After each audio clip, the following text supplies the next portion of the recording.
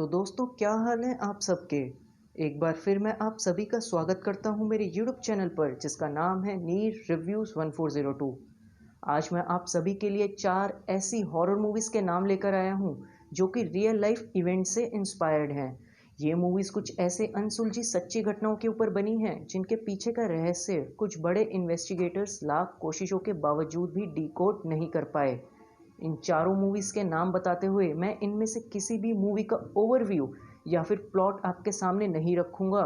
Instead मैं आप सभी के साथ वो सारे रियल लाइफ इंसिडेंट्स शेयर करूँगा जिनसे इंस्पायर होकर ये मूवी बनाई गई हैं। Before proceeding with the video I will request you guys to subscribe to my YouTube channel and hit the like button अगर आपको ये वीडियो पसंद आती है तो। Having that said let's start with the video. Annabelle. दोस्तों अब ये मूवी आप में से काफ़ियों ने ज़रूर देखी ही होगी और अगर नहीं भी देखी होगी तो इस मूवी का नाम तो आपने सुना ही होगा। एड और लॉरेन बहुत ही फेमस पैरानॉर्मल इन्वेस्टिगेटर्स हैं और इनके सॉल्व हुए ढेर सारे केसेस आपको गूगल के एक क्लिक पर मिल ही जाएंगे। बात है साल 1970 की, जब एक लेडी को एंटीक स्टोर में रैगडी एंड डॉल नज़र आती है और वो उस डॉल को अपनी 28 साल की बेटी के लिए ख़रीद लेती है as a birthday gift for her. दोस्तों हालात बिगड़ने तब लगते हैं जब उस डॉल की पोजीशंस अपने आप ही चेंज होने लगती हैं और साथ ही उनके घर में पैरानॉर्मल मिसहैपनिंग्स भी होने लगी थीं। एड और लॉरेन की इन्वेस्टिगेशन के अकॉर्डिंग कहा जाता है कि उस डॉल में एनाबेल नाम की एक बच्ची की आत्मा थी और आज प्रेजेंट में वो डॉल एड और लॉरेन के अकल्ट म्यूजियम के अंदर एक ग्लास बॉक्स में रखी हुई है। एक्सॉर्सिज्म ऑफ एमिली रोज। दोस्तों बात है 1970s की। एनालिसी मिशेल नाम की एक जर्मन वुमेन का पिछले 5 साल से साइकियाट्रिक ट्रीटमेंट चल रहा था, लेकिन उसकी हालत में कुछ सुधार ना आने पर उसकी फैमिली कन्विंस हो गई थी कि Annaliese is somehow possessed by a demonic entity. और फिर उसकी फैमिली एक पैरिश प्रीस्ट को कांटेक्ट करती है और उस प्रीस्ट ने एनालिसी के ऊपर पूरे 1 साल तक कैथोलिक एक्सॉर्सिज्म किया था, लेकिन एनालिसी की अचानक से ही मौत हो गई थी।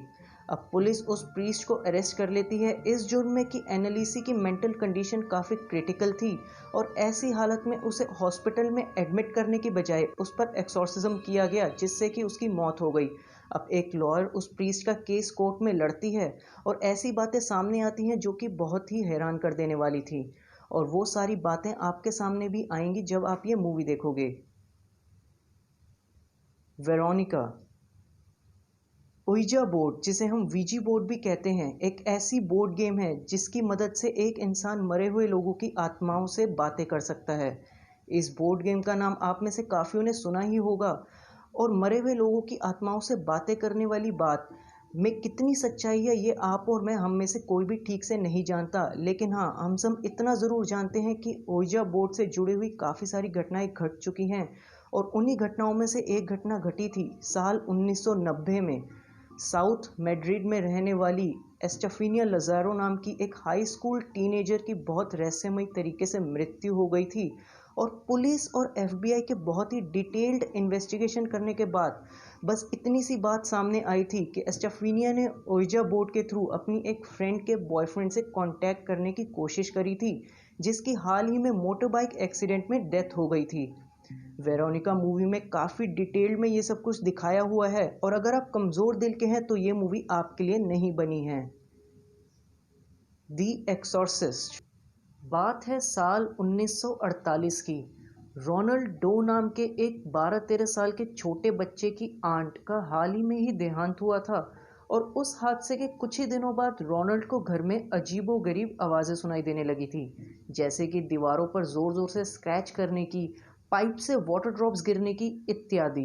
रोनाल्ड की फैमिली ने काफ़ी सारे मेडिकल प्रोफेशनल्स और साइकियाट्रिस्ट को रोनाल्ड को दिखाया, लेकिन उसके बावजूद भी रोनाल्ड की कंडीशन में कुछ सुधार ना आने पर उन्होंने एक प्रीस्ट को कांटेक्ट किया जिन्होंने रोनाल्ड पर एक्सॉर्सिज्म के प्रोसेस को बिगिन किया, जो कि काफ़ी महीनों तक चलता रहा। एक्सॉर्सिज्म के पूरे प्रोसेस के दौरान रोनाल्ड उन सभी प्रीस्ट को और अपने फैमिली मेम्बर्स को गंदी गंदी गालियां देता था और उन्हें अलग अलग तरीक़ों से सीरियस इंजरी भी देने की कोशिश करता था और ऐसा करना एक 12-13 साल के छोटे बच्चे के लिए नामुमकिन था।